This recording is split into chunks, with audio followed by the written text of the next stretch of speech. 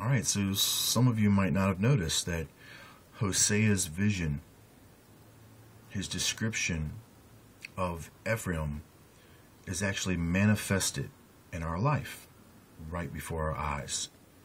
The truth is hidden in plain sight. You see that this Freemasonry is symbolizing itself with these tools, one of them being the compass. Now, let's look back at the description that Hosea gives us here in verse 12. Lo and behold, we're talking the 12 Dick's sons. Verse 12. Ephraim compasseth me about with lies. Compass. Ephraim is using the compass to encompass us with lies.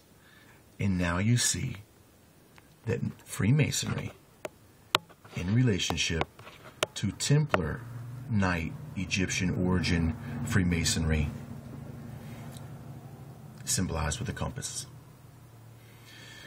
Now remember how we started talking about this, that these lies are being spurred on by the original lie of the serpent in the garden.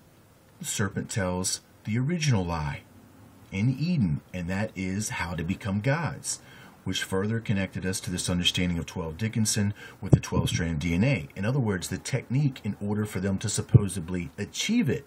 But I told you that the serpent is really tricking them into achieving his manifestation in the material. In other words, he's the only one that's going to materialize as a supposed God.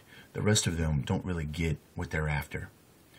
So, although this might seem, if you were to just simply watch this one video and not have really even watched the channel before, this might seem so far out of scope in its supposed miraculous connections that you can't grasp it all. But that's because you're not doing the work.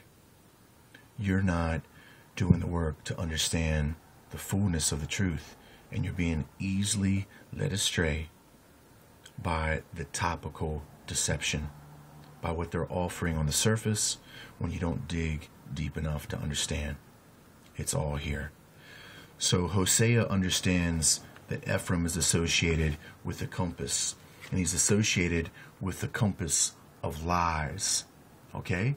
Now that's going to take us back to verse 13. Right? Is it not? It says,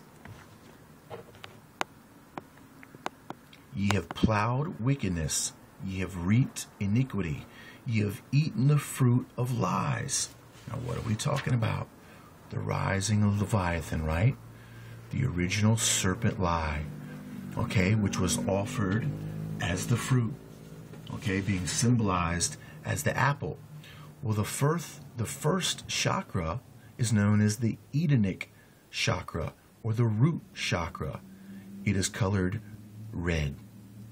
This apple was in essence the rising, or the necessary rising, of the first chakra. So the apple represents not only knowledge, but it also represents the foundation. It represents even the embryo in which he hopes to achieve himself. I'll be back.